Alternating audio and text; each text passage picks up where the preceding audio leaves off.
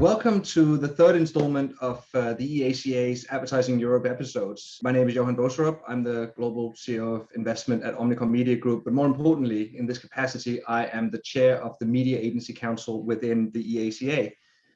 And the EACA has several councils representing different parts of the advertising industry. And in the Media Agency Council, we have representation from all the large agency holding companies. And we're focused on industry issues such as privacy, brand safety, media auditing, measurement, etc., etc. We have some very important industry discussions and come to conclusions around how we as an industry improve everything for ourselves, for our advertisers, and for our partners on the vendor side. But it's also a forum to discuss broader industry issues, and I think probably none are bigger than the historic disruption to supply chains that we're seeing at the moment, and the unprecedented volatility to advertising budgets that really brings with it that we are all witnessing right now. And I think the media advertising marketplace is in for a rough ride. I think there's probably little doubt of that. So the EACA asked some of their media agency council members what they make of the current situation and where the media agency market is going to go from here. So it's a great honor, and with great joy, I can present and show I will be joined by a brilliant panel with representatives from all the largest media agency groups in the world. And we have Susanne Wallraff, who is the Head of Partnerships and Investment EMEA for Publicis Media. And we have Balazs Kaposi, who is the Global Head of Investment for Dentsu International. And we have Droeghoff, who is the Chief Investment Officer for GroupM in EMEA. So welcome, and thank you very much for joining us here today. And I'd like to kick off by asking each of you the same question. And it's just to kind of set the scene on what's on your mind. What keeps you up at night relating to sort of the media marketplace, of course? Susanne, why don't we start with you? Oh, I think there's lots of things probably. But one I'm quite often concerned about is that there's still a lot of people that are very focused on the old way, especially in TV, that still think GRPs and getting the highest discount is all that counts.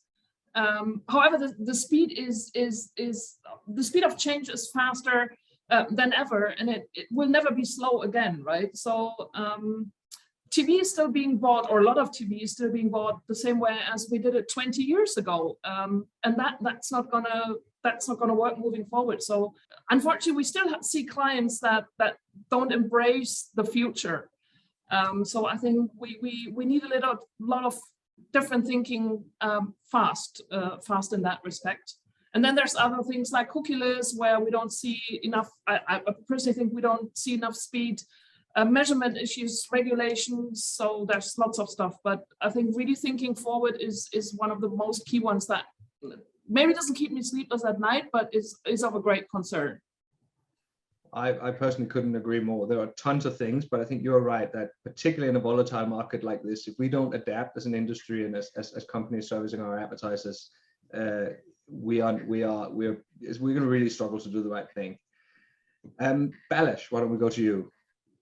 I will go with the cliche of talent. You know, everybody's talking about talent these days, but I think it is a real question. First of all, how to attract talent into holdcos, into agencies, into the marketing environment. I think, you know, we see that young talent is harder to come by.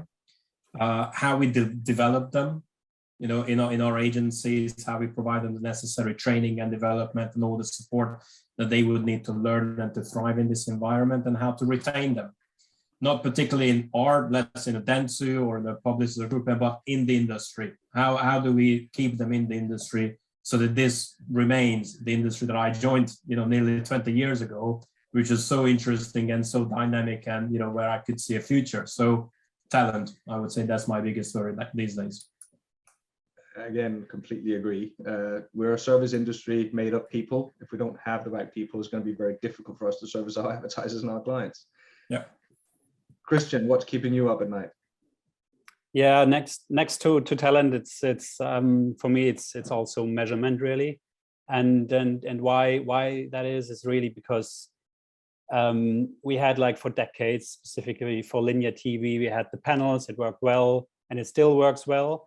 But now with all the different types of video, it's really video measurement and finding a standard kind of currency. And I think we have those kind of discussions in a lot of markets. So I think it's really true for most of the markets. And that's something where I see too little progress and too much kind of thinking in silos and not really driving towards a solution, or at least not quick enough. And then especially with a rise of CTV, I think that's becoming even more important. And yeah, that's one thing really that's concerns me probably to a degree. It's a big thing, and I think we can all agree that that is something that we need to tackle, and something that we need to tackle as an industry. And I'm glad that we are attempting to step into that as the ACA and the Media Agency Council. But I think the main problem with those issues is that it's happening. It's not happening in a vacuum. It's not happening in isolation so that we can just go off and do it. It's happening in this volatile world of crazy change and crazy uncertainty that we have right now, which makes it a lot more difficult to not stay up at night over those issues. So why don't we dive into some of those more specific topics around the marketplace that I was hoping we'd touch on today in the context of what you just said. And Susanne, I'll start with you and ask the questions. Why do you think it is that the media advertising market is actually still growing when the global crisis has been biting now for a while? Yeah, to be honest, I think that the global crisis hasn't really fully arrived in people's pockets, at least in Europe. I mean, we hardly have unemployment. My home market, Germany, if I look at that, that's clearly the case. People are very much in a post-COVID mode, although COVID is on the rise again. So people are still traveling, they're still enjoying life, going out. So I think they're still spending. And so I think advertisers are still spending money. And some of the most recent developments, like the high electricity prices, high gas prices, the effects on loans through rising interest rates, that's not really there yet. It's going to come for sure, but I think some people are just a bit blind on that. But what we're definitely seeing is that there's caution in the market. So we see clients being much more, as I said, cautious on the second half. There's budgets being frozen. So, and I think it's a lot of glass bowl of what's going to happen in the next 6 months, and a lot will depend on how the overall situation develops with the Ukraine, with energy. So It's scary. Again, some big issues that are happening. I'm glad you think that it hasn't really bitten in that much yet. I think that, again, that's something that we're all seeing. But Balazs, do you agree? Is it we just? I tend to agree. I tend to agree with Susanne, because we are also seeing, when we look at our ad spend reports and our forecast from the markets, we do see a rather healthy increase year on year in terms of ad spend. We typically see, no surprise to the audience, technology is the leading industry that is spending more and more year on year. I think they're still benefiting from COVID, people working from home, the hybrid way that we are living our life these days. I think means that technology is now spending more and more in advertising. Retail, we talk a lot about e-commerce and retailers coming into this game, or in our view the second largest sort of growth providers for the advertising market, and these are followed by cosmetics, entertainment. So very much what we mentioned earlier, people enjoying life, people coming back from pandemic or staying at home for 2 years, and now they are just enjoying themselves. And then the big one, auto, is still holding on, but completely agree with Susanne. Some of our clients are talking about H2 being difficult. All the supply chain issues that we hear about, so it is happening. So we are preparing for a difficult H2 and more specifically Q4. It's interesting that you mentioned the consumer brands. I'm really pleased to hear that you're seeing that, like, the world wants to have fun and sort of come back from COVID, not from a personal perspective, of course, but also from a professional perspective, because that means probably more advertising dollars. But we're also seeing rather rampant consumer inflation going on at the moment across the world, and surely that must have some sort of an impact on the advertising market, or maybe not. Let's stay with you, Balazs. What do you think? No, absolutely. So I think, anybody, who's working in media and advertising, I think the buzzword these days is inflation. All the conferences that I've been to, are talking about inflation at least, half of the time. So inflation is a thing also in advertising. We see that the media cost is rising. Now, our view on this is that, media market is not too different to any other market in a way that it's driven by demand and supply to a certain extent. Demand basically coming from the advertisers who want to spend money, who want to go after the consumers, and supply in this definition is more about the audience, audience and people engaging with the content that that is on air on the media vendors platform. Now we do see these days an imbalance between the demand and the supply side.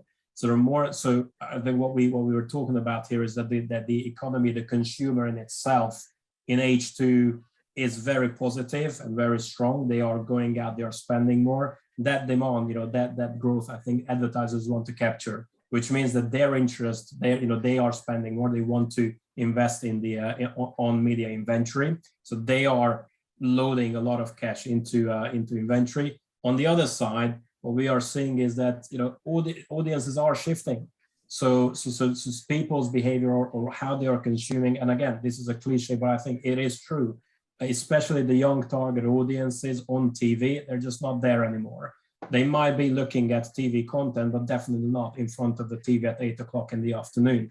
So that imbalance, that there are still a lot of money going into some traditional formats and some very old school ways of buying, is not met with the audience who's moved on. Especially in the last 2 years, I think we have seen the rise of digital, very, very fast pace of change in digital. I think we're still sort of misplaced in that. And then so this imbalance between demand and supply leads to cost inflation. I think it's really interesting how you talk about those dynamics, because of course, supply and demand is very fundamental to any economic theorism. But what we see, I think, in the industry is that when things change from those traditional media that you talk about to new media, inflation is created even if the same amount of impressions are available, which is a really it's a challenge for us as agencies to make sure that we counter that, and we make sure that we potentially use that to get the best for our advertisers. Christian, I haven't pointed at you yet. What do you think about the inflation and any bills on what Balazs said? Yeah, no, I mean, I agree with Balazs' point absolutely on the demand and supply view on things. But what really amazes me about the consumer inflation right now, but also specifically the inflation in media, is how kind of resilient the advertising market is, especially, which we pointed out, kind of catching up after COVID in terms of the consumption by people, but then also the advertisers are kind of following that and investing money, even investing more money. And in 2021, we were on a very, very high level, right, historically, and we're even topping that right now. Even though what you outlined, we're in a kind of a crisis mode to a degree, at least. So that's quite impressive. I mean, one thing I really see changing due to inflation is kind of the campaign messages of our clients, really, because if you would look at retail, where usually the premium kind of retailers would more go after branding kind of messages. Now it's really about price communication, right? And they are acting more like discounters in a way. So that's stuff where we can see that the industry adapts. But again, with the investments, it's still really, really good. And I'm trying to really be optimistic about the second half of the year, where I would be like, let's keep going. That's great. We definitely need some optimism in this world. Well, we have the Euros. We have the Euros in Q4. That's an effect we have never had. The World Championship. World Cup. It's so World Cup. That's it's the World Cup. And it is quite interesting for people outside of the main media industry, how much that actually drives. Just one event like that really drives a lot of investment into the into that quarter, even not just within that particular event. So I agree that we do have some tailwinds, which is good, but we need them. But Christian, if we just stay with you, because so both you and Balazs talked about demand and supply, and that kind of indicates like there are two sides to this, and there's like potentially winners and losers. So do you want to like, who do you think are the winners and who do you think are the losers in the current scenario right now? Yeah, I mean, winners, losers, always very black and white, I guess. But no, I would really see two growth areas, which is commerce. And I think we said it before, like it's definitely an area that will continue to grow, and a lot of kind of media owners, platforms are ramping up their proposition in that area. And I think that demand is definitely there. So I think that's really an interesting area. And the other one would again be CTV. I think I said it before. CTV is definitely something, the audiences are shifting there. We're getting a more kind of developed ecosystem, how ads are delivered and so on. So I think that's really the area to kind of watch. But also I think more broadly, to answer the question more broadly, everything that goes more when businesses act more in a more responsible way, that makes sense, that will be more relevant to businesses. So it's really about content, so saying fact-based content, quality content, but also about sustainability, like reducing the carbon footprint. So all those kind of things that are maybe not directly related to the business, but that will impact the business more and more, and will be more and more important and on the agenda of businesses, I think.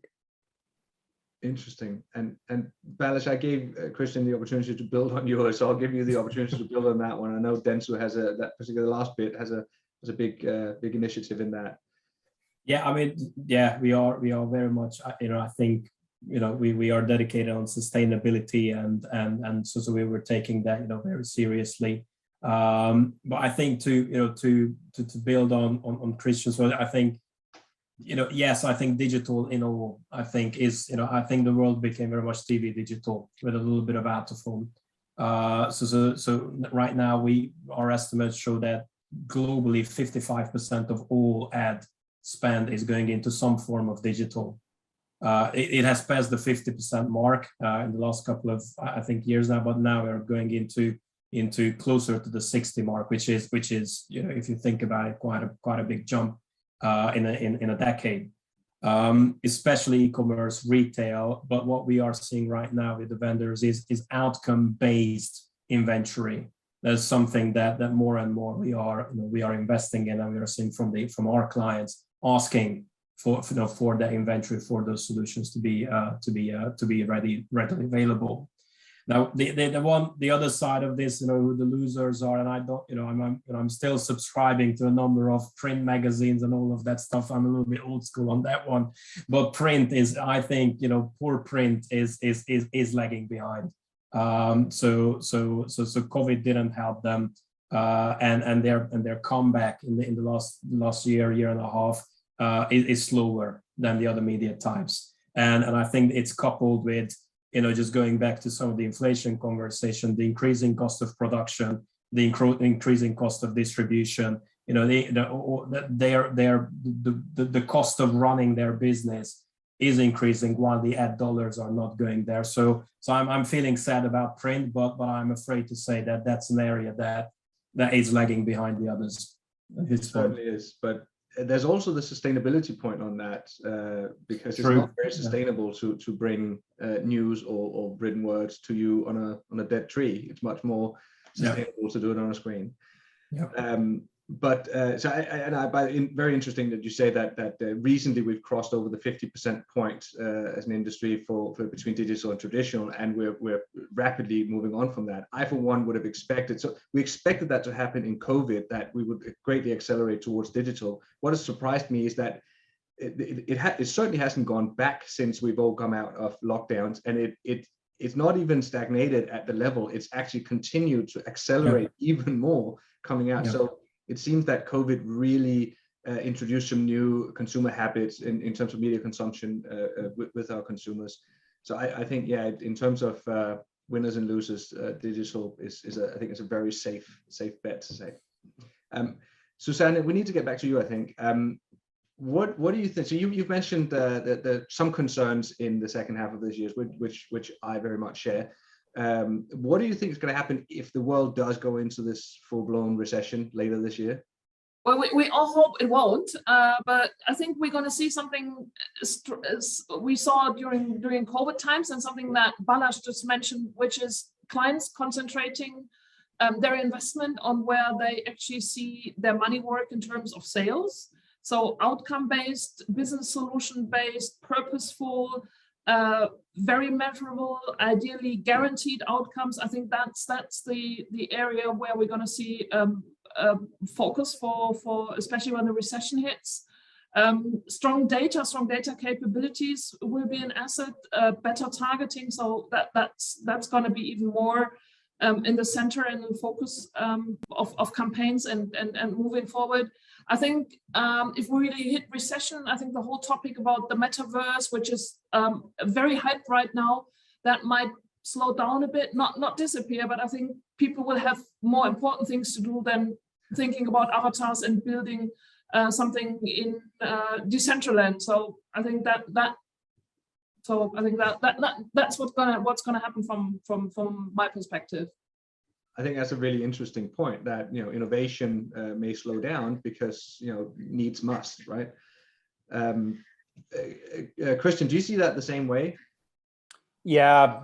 I mean, undoubtedly, if there's a recession, the focus will shift from innovation to more like the business essentials, I would call it, and that also could lead to some kind of consolidation, and that consolidation could be like on a product service level, when I look at specifically the media vendors, but it also could really be on a kind of company level, which means like really company mergers, like more consolidation in that area, specifically for traditional media houses, but also for the ad tech industry potentially, because these businesses are usually still backed by like VC money and so on, and that will get under pressure as well. So I think these are things that yes, might happen. And another thing which might sound a bit cynical, but a full-blown recession and then advertising spends going backwards could ease the talent crisis for us, at least for a short term. That's a glass half full point of view. I like it. We need some more positivity into this. We've focused on Europe, but Europe is obviously a very integral part of the world, and when it comes to advertising. So Balazs, you've got an international remit. How do you see the situation in Europe as being much different to other parts of the world or the rest of the world? Not really, not really. So when we're looking into the two largest advertising markets, USA and China, I think this is where the majority of the ad spend money is globally. In the USA, we were seeing very strong performances, so the growth is very strong. We were looking double digit, but this is coupled with very high, I think one of the highest inflations, especially in key like areas like TV and also video formats. We see very high inflation in the USA, playing out. Digital, again, you would think that all the innovation, when we look at the other side of the pond, is coming there. So digital and all of the part of digital is also now closer to 55 than to 50 in terms of total spend and market share. So that's interesting to bear in mind. And then out of home, we haven't talked about out of home, but on the back of the last year, we see a very positive and very dynamic, a very joyful out of home market. When I'm meeting the team, in the office, they are like, yeah, it's back. We're back in business. So out of home is back, and so we like that.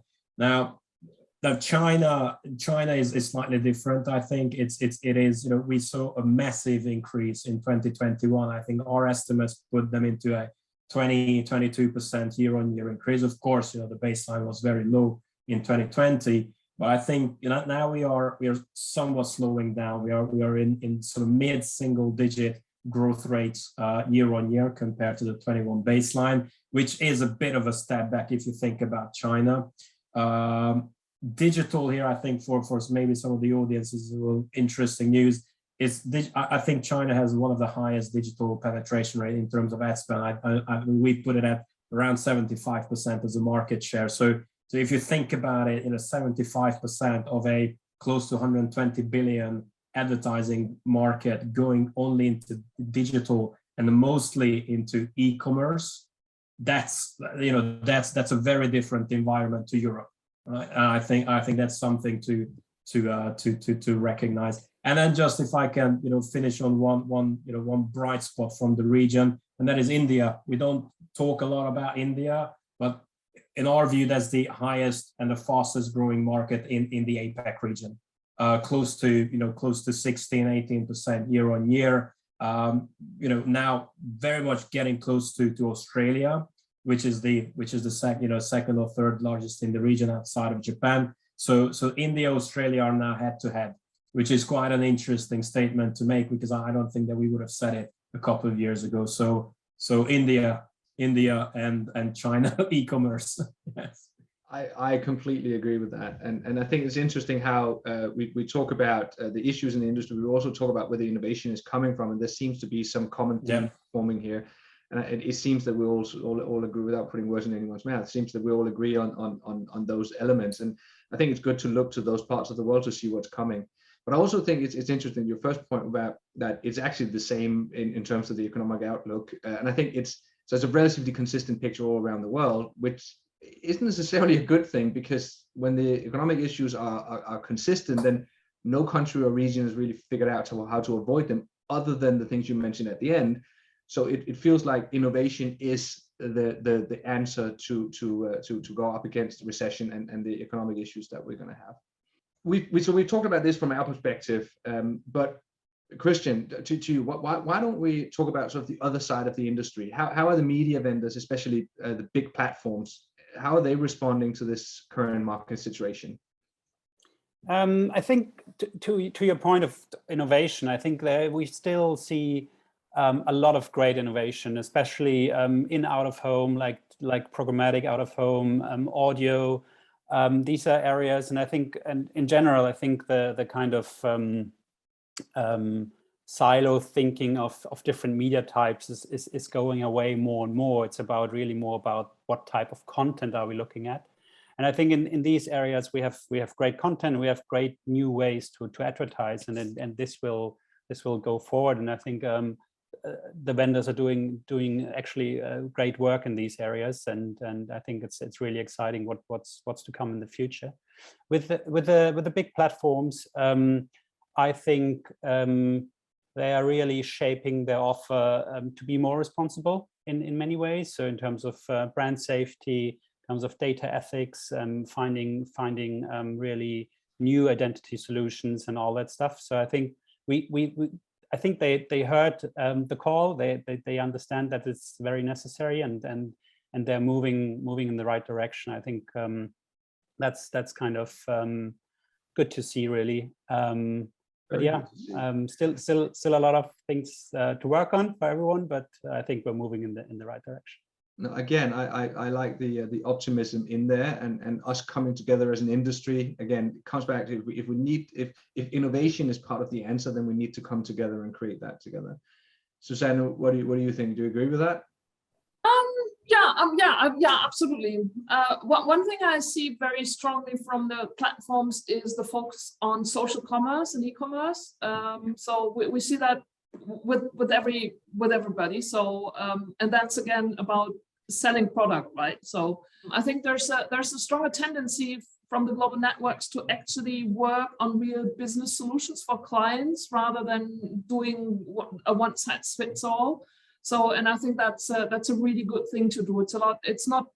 I think it's helping us also in terms of do not only look at discounts, but look at what strategic sort of value we can bring together with the platforms to our clients. So I think that's a focus area right now, and it's very important, and it's the right way forward.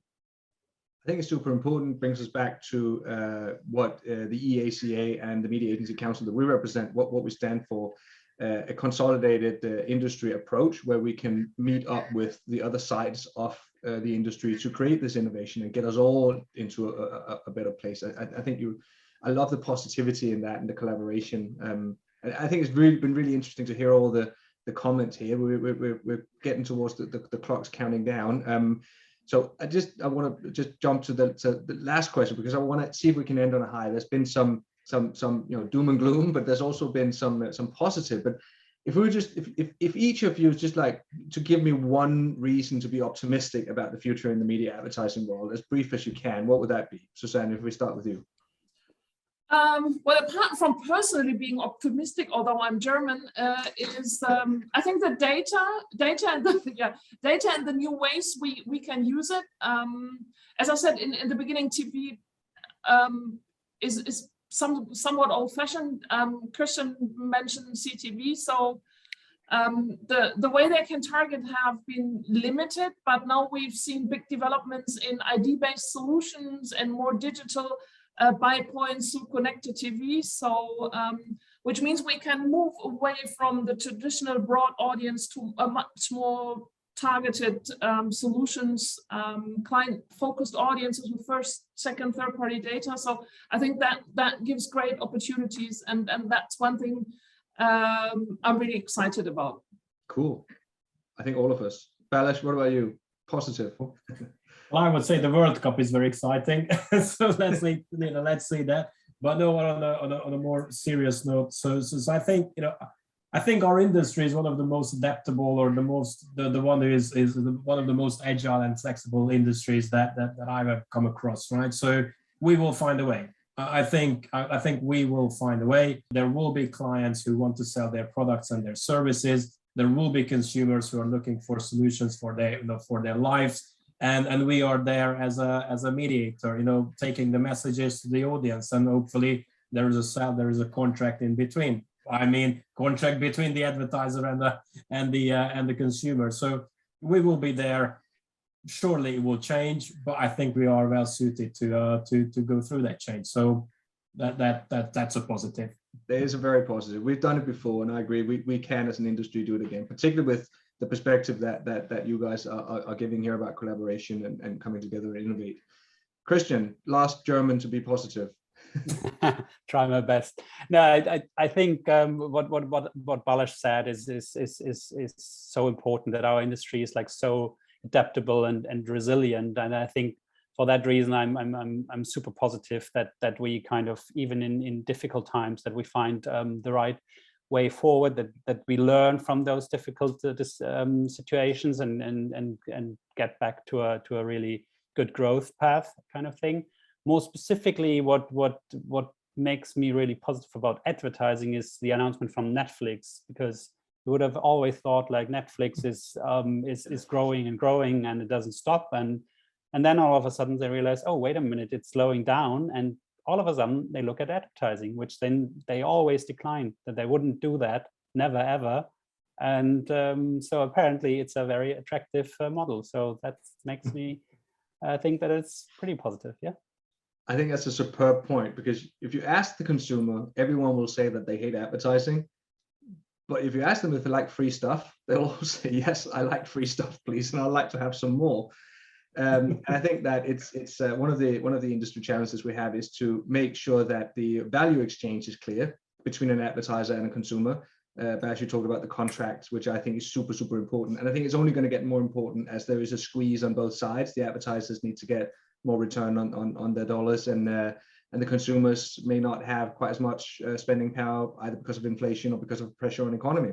So it's really important that we keep pushing on that. But I think innovation is the answer, as I think it's very unusually consistent across our group here. But I think that's pretty much all we have time for. I'd like to thank sincerely my colleagues in the Media Agency Council here for jumping on this panel. It was a superb discussion. I really enjoyed that. Very, very interesting points made. It's clear we're in for a rocky ride, but we're adaptable as an industry and as individual companies on behalf of our clients.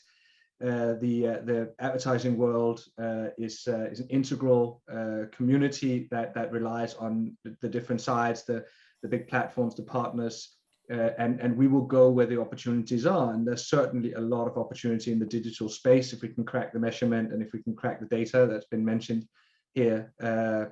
I kind of feel like, based on this conversation and based on our short time with you guys, I think we can say that our advertisers are in good hands with agencies like the ones that the ACA represent, that you've heard about today. Absolutely. So with that, exactly. With that, thank you for joining us, and thanks for visiting the ACA episodes, and we will see you next time.